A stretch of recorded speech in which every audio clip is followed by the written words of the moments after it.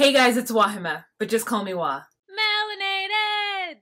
Welcome to another episode of Hate Watch the Bachelorette with me, and so what I do know is that if they continue to skip weeks, I'm gonna write a strongly worded letter. I want an episode every single Monday, and if you aren't gonna give me one, I need you to tell me in the episode before that there will be no episode on Monday, because the shock of turning on my DVR Tuesday morning and having there be no Bachelorette, not knowing where, why, who, it hurts my spirit. Alright guys, so we start off this episode in Geneva, Switzerland. I mean, they are just going to some really cool places. And there's some obligatory shots of Rachel walking around Switzerland, which I'm like, girl, she is not walking around Geneva in them hills. She is not sightseeing. And if she is, God bless her, and this is the greatest thing. I mean, the best thing about this show, honestly, is the fact that they get to be in these exotic places around the world, just living life. So the guys that are left over are Brian,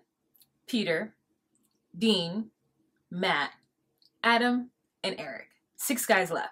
So they're all sitting down waiting for Rachel to come in, and they're having conversation about how the week is going to go. Rachel walks in with this super cute white outfit. Her pants are really cute. I'm not into the top. She walks in and explains to the guys that there isn't going to be a rose ceremony this week. There's going to be 3 one-on-one dates. And then there's going to be 1 group date that's a 3-on-1 date. So the guys are really nervous because it's telling that who she picks these dates with, these one-on-ones, are most likely going to be the guy she's going to take home.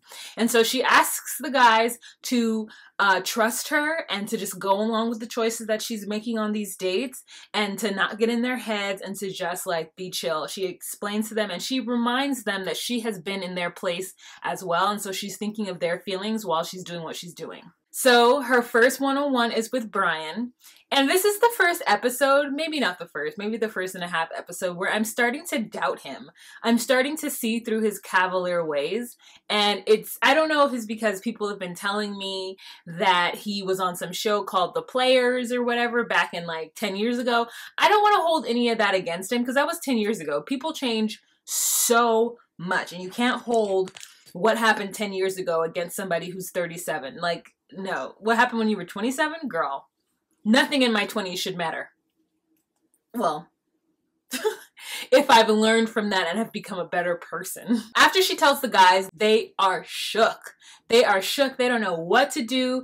Adam starts to like freak out. He's like pissed that Brian got the one-on-one date. And I'm just like, I mean, Adam has really all of a sudden become a competitor in this. And I never really saw that from him. And maybe it's because of the way the editing was, but he like is pissed. He like wants hometown. He wants this opportunity. All right. So then her and Brian go on their date.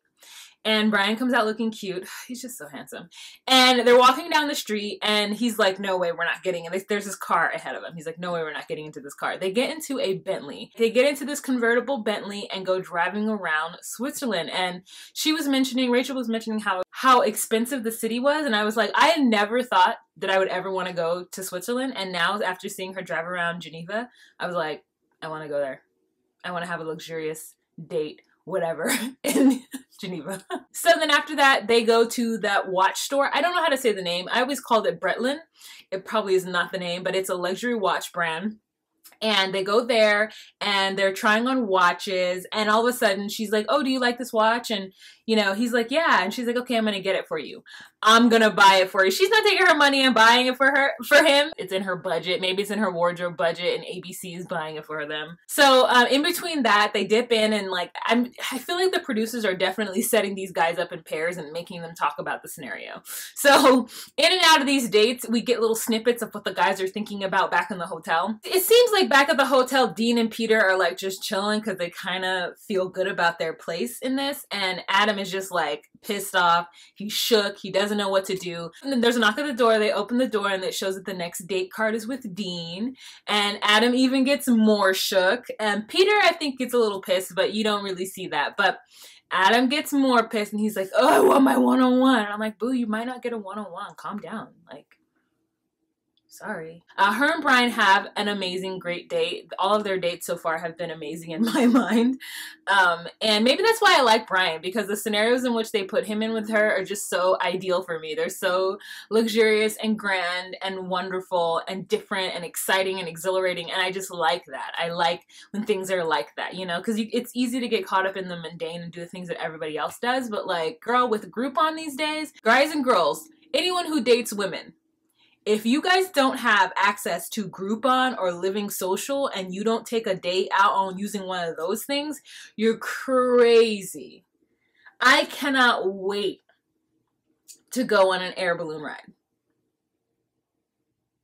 You can find that on Groupon.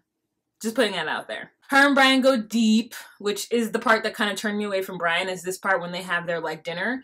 So they're in this opera house or something, they're on stage, and they're having dinner, and she asks him about the last time he brought a girl home, and he was talking about how he dated this girl. It was Fast and the Furious. It was wonderful. They had a great time, and then there was a wedding in Brazil, and I guess like a family member of his that got married, so he brought her to Brazil, and he thinks that it was a little too early because when they got there, the girlfriend had some sort of issue with his mom, and he says that the girl couldn't meet his mom halfway, and I don't know exactly what that means, but apparently after they left from Brazil, shortly thereafter, the girlfriend broke up with him and cited that it was his mom. His mom was the reason why they broke up, and then he claims that his mom is so sad and devastated because she caused the breakup of her only son's first love.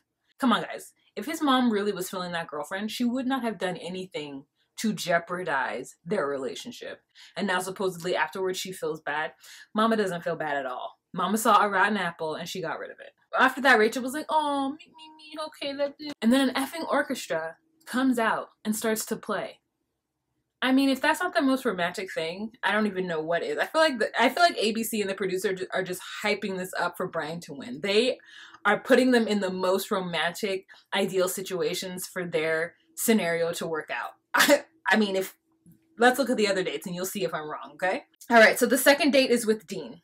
She comes out and they have this like montage or like this scene of her walking down the street, gonna meet Dean. She's wearing this soft, like baby blue long trench coat. She looks amazing, and she's wearing this knit white dress underneath it and these cute ass heels, and baby girl is walking on those cobblestones. Like, hallelujah, praise the Lord. I'm glad she did not fall and break an ankle, because girl, you do not walk on cobblestones with heels. Let me tell you.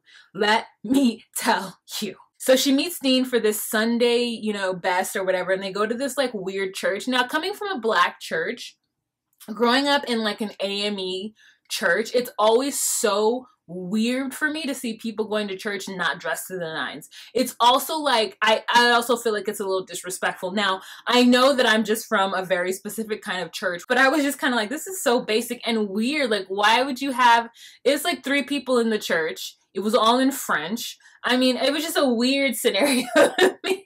They put them in some weird dating scenarios to me sometimes. And I'm just like, this is uncomfortable. Why would you take somebody to church? All throughout this, every time she hugs one of these guys who's wearing a white shirt, I always think, like, is her makeup not all over their shirt? Like, what setting spray are they putting on her?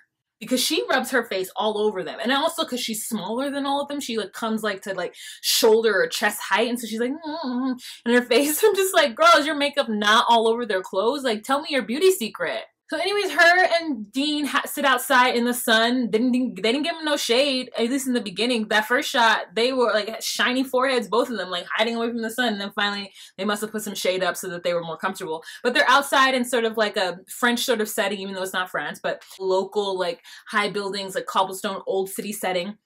And she's trying to get some like real conversation out of Dean, and he doesn't want to give it to her. He keeps on like asking her silly questions, like, what's your favorite dinosaur? He's just choking hardcore. And I think he's just really nervous for her to meet his family. And he's trying to deflect, and he's being fun loving and kidding, and she just wants to be real, and he's not doing it. So at their dinner date later on that night, they go to some like restaurant that's like underground or something. It doesn't even look as nice or fun and festive as Brian's. Like, Brian's was like super romantic, and this one was cool. It just wasn't to the level that Brian's was.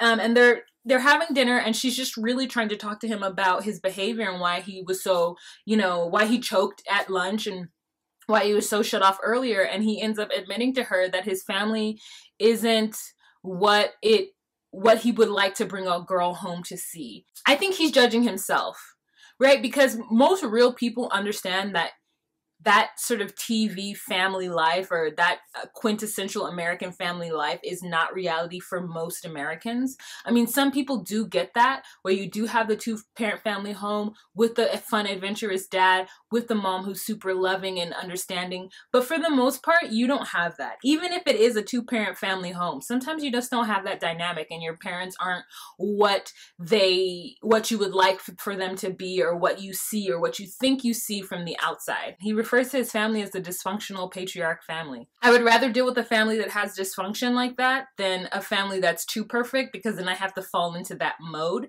or that mold, and that wouldn't work for me. So I'm actually glad that his background is a little bit more interesting, because it makes him a more interesting person. All right, so then her third date is with Peter.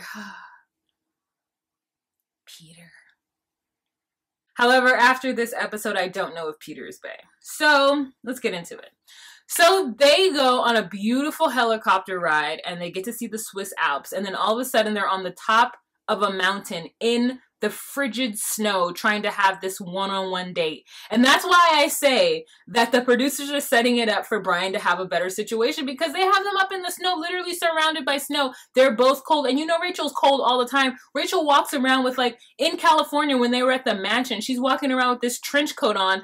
We can't even see what she's wearing because she's cold. This girl is cold all the time, and they have her up in the snow. They do go dog sledding in the snow, so that's really cute and fun. But I'm like, the whole time just like, well, damn, Rachel's cold. I know she's cold. Peter also suggests during this date that, like, if he takes marriage very, very seriously. Peter, why are you on this show? Peter, we all know this show is fake. And this is where I didn't understand too, because I don't watch this show, but apparently at the end of this show, the guy's supposed to get down on his knees and propose. I didn't know. I thought they just ended up together. I didn't know they go from this to a proposal. That seems insane to me. This show now, it seems insane. It's insane. Date somebody in an accelerated reality competition show, and then at the end of it get married or engaged. That's like ludicrous to me. I'm with Peter on this. Like, I'm confused as to, like, is he really supposed to propose to her at the end? And he's saying that he won't. If he finds that he still has his walls up and that he isn't open to wanting to do that, because he does think marriage is a very big deal that you don't walk into lightly, that he won't do it. And, like, that's got to be scary, because that's going to be embarrassing for her on national TV if he doesn't propose. So anyway, she still picks Peter. She opts to do the hometowns with him. She gave Brian the rose at the end of his date. She gave Dean the rose at the end of their date. And then she also gives Peter the rose at the end of their date together. But she does have some trepidation about Peter. But Peter's just so bae, though. Like, how can you say no to Peter? And he's being so upfront and honest about the fact that he, you know, if he still doesn't feel it because he needs to get to know her more, that he's not going to propose. And I'm just like, why are you on this show? So then we find out that Eric and Matt and Adam are going to go on a group date. Adam is just really trying to prove himself. He really wants to go on this date. He really wants to show that he's the right person for her. Eric is kind of like in the middle in his head again, probably thinking of all the worst case scenarios. Then they go on the date. She ends up saying bye to Matt, thank God, finally. And I'm actually rooting for Adam at this point, because, like I said before, I don't like Eric. I think there's something about him that I don't think he's right for her. I think he's shut off. I don't think he's mature enough emotionally for a relationship. And I also feel like, you know, you guys disagree with me, but I feel like he was talking shit about her when it comes to her, like, wanting to choose the white guys over the brothers or whatever. Adam tells her that he's ready for her to meet his family. He's ready to take it to another level. He feels like he's opening up to her and falling in love. And it's, you know, that convinced me, you know. I want her to go home and meet his family. Then she ends up having a conversation with Eric, where Eric talks about how he's never brought anybody home. He has a crazy dysfunctional family, and he grew up in poverty. And there's something about him telling her all this on national TV that, like, made me feel a kind of way, and I don't know why. I haven't really been able to assess my feelings to it. But I'm like, we already know this story of the little black boy who grew up in the projects and has a father who sold drugs, and mother who was emotionally unavailable, you know, cousins getting shot in the street, people not having any food. Like, we already hear this narrative about black people and black men so much that I just was just like, Why does that have to be your history? Like, I know it's a reality for a lot of people, but, and not to say that I wouldn't want somebody who had that in my real life. He also talked about how he doesn't like people helping him, or he doesn't understand when people try to help him because he's never really been helped in his life. And I get that, because I feel the same way. It's hard for me to allow people to help me because I feel like if they are helping me, then it's gonna like come back to haunt me later on. Like, I need somebody who, at least if they are emotionally unavailable, are painfully aware of it and really work hard to get over that. I believe in therapy, and I think Eric needs some therapy.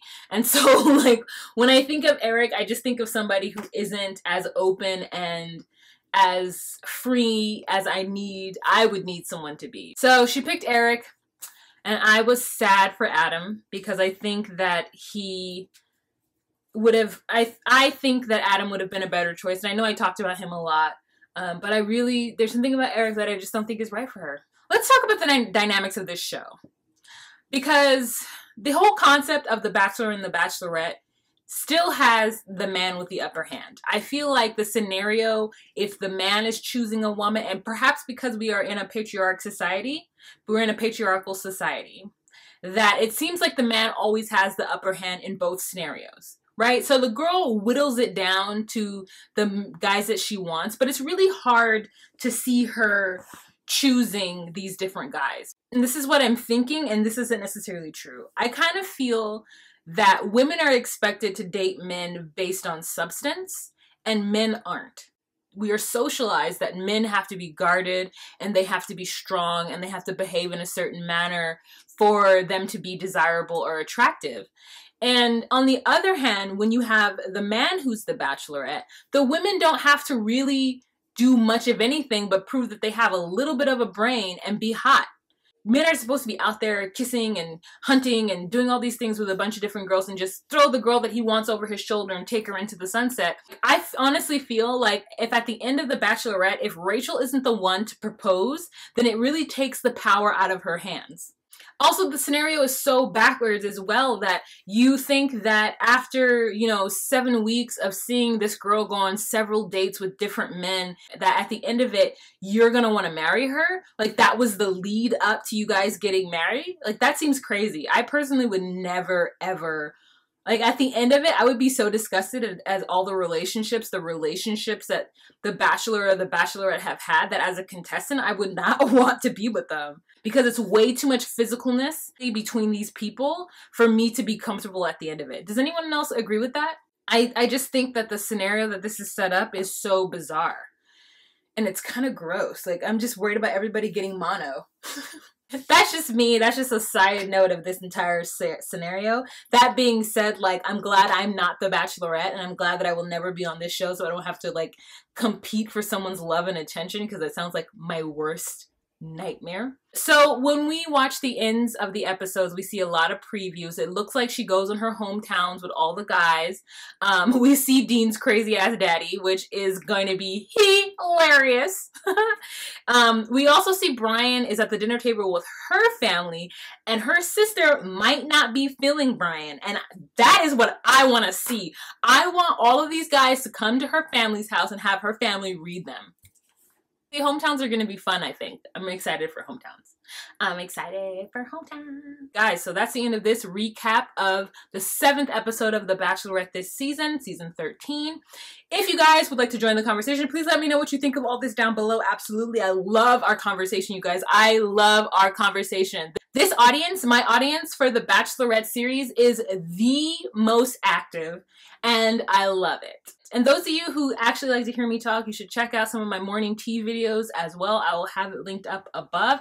You can join the conversation there as well. I do them weekly, where I talk about current events that happen in the country and around the world. Also, if you like what I do on this channel and you would like to support me on Patreon, go on ahead and click the link in the description box, and it will take you to my Patreon account and become a patron. You can give as little as $1 a month, and it would be super duper duper helpful. If you guys are at all wondering about the pillows that are in my background, I will have all of that down below as well. This one is Cat Black from her Society 6 page, and this one is from Julesie's Smart Brown Girls. Alright, you guys, thanks so much for watching. Have a fantastic day, and remember to be you, be true, and find your place. Bye!